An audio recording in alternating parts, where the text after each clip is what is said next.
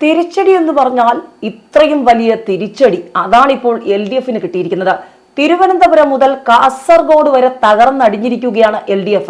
മൂന്നാം വട്ടവും പിണറായി എന്ന ചിത്രവുമായി ഇറങ്ങിയ LDF തകർന്നടിയുന്ന കാഴ്ചയാണ് കേരളം ഇന്ന് കണ്ടത്. ഏതായാലും UDF-ന്റെ വമ്പൻ തിരിച്ചുവരവ് UDF പോലും ഇത്രയ്ക്കങ്ങ് പ്രതീക്ഷിച്ചു കാണില്ല. മാത്രമല്ല NDA പലയിടങ്ങളിലും വലിയ മുന്നേറ്റമുണ്ടാക്കി. ഏതായാലും മൂന്നാം പിണറായി സർക്കാർ സ്വപ്നങ്ങൾക്ക് വലിയ തിരിച്ചടിയായി മാറിയിരിക്കുകയാണ് തദ്ദേശ തെരഞ്ഞെടുപ്പിന്റെ വിധിയെടുത്ത്. പതിവായി തദ്ദേശ തെരഞ്ഞെടുപ്പുകളിൽ ഏത് രാഷ്ട്രീയ പാർട്ടിക്കാണോ മുൻതൂക്കം ഉണ്ടാകുക ആ പാർട്ടി തന്നെയായിരിക്കും നിയമസഭാ തെരഞ്ഞെടുപ്പിലും വലിയ നേട്ടത്തോടെ അധികാരത്തിൽ വരുന്നതാണ് പതിവ്. 1995 മുതൽ 2020 വരെയുള്ള ചരിത്രം പരിശോധിച്ചാൽ അതാണ് മനസ്സിലാകുന്നത്. ഒരു തവണ മാത്രമാണ്, അതായത് 6 തവണ പഞ്ചായത്ത് തെരഞ്ഞെടുപ്പ് നടന്നപ്പോൾ, തദ്ദേശ തെരഞ്ഞെടുപ്പ് നടന്നപ്പോൾ അവിടെ 6-ൽ 5 തവണയും LDF-നായിരുന്നു വ്യക്തമായ മേൽക്കൈ. ഒരു തവണ മാത്രമാണ് UDF-ന് മേൽക്കൈ ഉണ്ടായത്. ആ വർഷം പിന്നീട് ഉമ്മൻചാണ്ടി സർക്കാർ UDF തന്നെ അധികാരത്തിൽ വന്നു എന്നുള്ളതാണ് ചരിത്രം. അങ്ങനെ നോക്കുമ്പോൾ 2020-ൽ LDF-ന് മുന്നേറ്റം, 2021-ൽ LDF സർക്കാർ, അങ്ങനെയെങ്കിൽ 2025-ൽ UDF മുന്നേറ്റം, NDAക്ക് മുന്നേറ്റം, LDF തകർന്നടിയുന്നു. നിയമസഭാ തെരഞ്ഞെടുപ്പിൽ 2026-ൽ നടക്കുന്ന നിയമസഭാ തെരഞ്ഞെടുപ്പിൽ LDF-ന്റെ സ്വപ്നങ്ങൾക്ക് മേൽ കരിനിഴൽ വീണിരിക്കുന്നു. LDF തകർന്നടിയും. അവിടെ UDF-ഉം BJP നയിക്കുന്ന NDAയും വലിയ മുന്നേറ്റം ഉണ്ടാക്കുമെന്ന് തന്നെ കണക്ക് കൂട്ടേണ്ടിയിരിക്കുന്നു. ഏതായാലും മൂന്നാം LDF സർക്കാർ എന്ന ഇടതുപക്ഷത്തിന്റെ സ്വപ്നങ്ങൾക്ക് തിരിച്ചടിയായി മാറിയിരിക്കുകയാണ് തദ്ദേശ തെരഞ്ഞെടുപ്പ് ഫലസൂചന. കാസർഗോഡ് മുതൽ തിരുവനന്തപുരം വരെ UDF വ്യക്തമായ മുന്നേറ്റം ഉണ്ടാക്കുകയും NDA പ്രബലമായ കക്ഷിയായി ഉയർന്നു വന്നിരിക്കുകയും ചെയ്തിരിക്കുന്നു എന്നുള്ളത് തന്നെയാണ് സൂചിപ്പിക്കുന്നത്. ത്രിതല പഞ്ചായത്തുകൾ, മുനിസിപ്പാലിറ്റികൾ, കോർപ്പറേഷനുകൾ തുടങ്ങി സമസ്ത രംഗത്തും UDF-ന് ഒരു വ്യക്തമായ മുൻതൂക്കമുണ്ട്. തെരഞ്ഞെടുപ്പ് കമ്മീഷന്റെ ഒടുവിലത്തെ കണക്കനുസരിച്ച് പഞ്ചായത്തുകളിലും ബ്ലോക്ക് തലങ്ങളിലും ജില്ലാ തലത്തിലും കോർപ്പറേഷൻ മുനിസിപ്പാലിറ്റികളിലും ഒക്കെ UDF-ന് വ്യക്തമായ ഒരു മേൽക്കൈയുണ്ട്. അപ്രതീക്ഷിതമായ തിരിച്ചടി തന്നെയാണ് LDF നേരിട്ടത്. ഭരണ നേട്ടങ്ങളിൽ ഊന്നിയായിരുന്നു ഇത്തവണ LDF-ന്റെ പ്രചാരണം.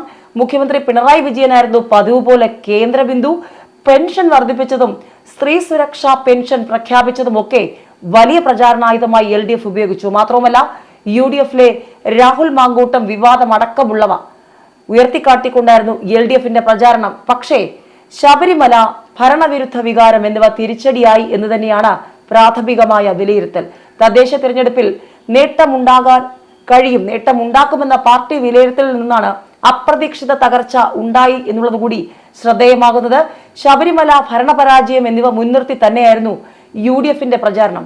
തദ്ദേശ സ്ഥാപനങ്ങളിലെ വിവിധ സേവനങ്ങളുടെ ഫീസ് വർധന, വിലക്കയറ്റം തുടങ്ങിയ കാര്യങ്ങൾ ഉന്നയിച്ചുകൊണ്ട് രംഗത്തിറങ്ങി UDF. മാത്രമല്ല രാഹുൽ മാങ്കൂട്ടം വിഷയം, ശബരിമല സ്വർണ്ണപ്പാളി വിവാദം ഉപയോഗിച്ച് പ്രതിരോധിച്ചത് ഫലം കണ്ടു എന്ന് തന്നെയാണ് ഇപ്പോഴത്തെ ഫലം സൂചിപ്പിക്കുന്നത്. UDF-ന് അത് ഗുണമായി എന്ന് തന്നെയാണ് ഫലം സൂചിപ്പിക്കുന്നത്. അപ്രതീക്ഷിതമായ ഒരു മുന്നേറ്റമാണ് BJP-യുടെ ഭാഗത്തു നിന്നും ഉണ്ടായിരിക്കുന്നത്. തിരുവനന്തപുരം കോർപ്പറേഷനിൽ BJP മുന്നേറ്റം ഉണ്ടാകുമെന്ന് തന്നെയാണ് പ്രതീക്ഷിച്ചതെങ്കിലും അതിലും വലിയ നേട്ടമാണ് ഇപ്പോൾ NDA കൊയ്തിരിക്കുന്നത്. തിരുവനന്തപുരത്ത് ഏറ്റവും വലിയ ഒറ്റക്കക്ഷിയായി മാറുകയും നിരവധി പഞ്ചായത്ത്, മുനിസിപ്പാലിറ്റികൾ, കോർപ്പറേഷനുകളിൽ സാന്നിധ്യം ഉറപ്പിക്കാനും വോട്ട് വർദ്ധിപ്പിക്കാനും BJP നയിക്കുന്ന NDAക്ക് സാധിച്ചു.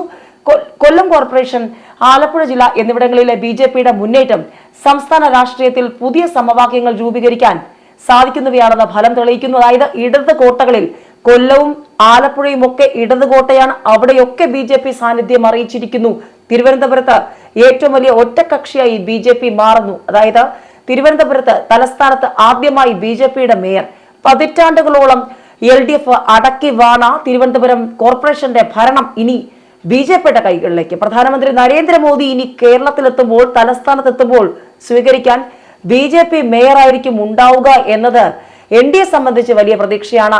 LDF-നേറ്റ കനത്ത തിരിച്ചടിയാണ്. ഏതായാലും മേയർ ആര്യ രാജേന്ദ്രൻ, ഏറ്റവും പ്രായം കുറഞ്ഞ മേയറായി LDF CPM അവതരിപ്പിച്ച മേയർ ആര്യ രാജേന്ദ്രന്റെ ഭരണം ഒരു തികഞ്ഞ പരാജയമായിരുന്നുവെന്ന UDF-ഉം BJP-യും ആവർത്തിച്ച് പ്രചാരണത്തിലുടനീളം പറഞ്ഞത് ഗുണമായി മാറിയിരിക്കുകയാണ് NDAക്കും UDF-നും. പക്ഷെ തിരിച്ചടിയായി മാറിയിരിക്കുകയാണ് LDF-ന്.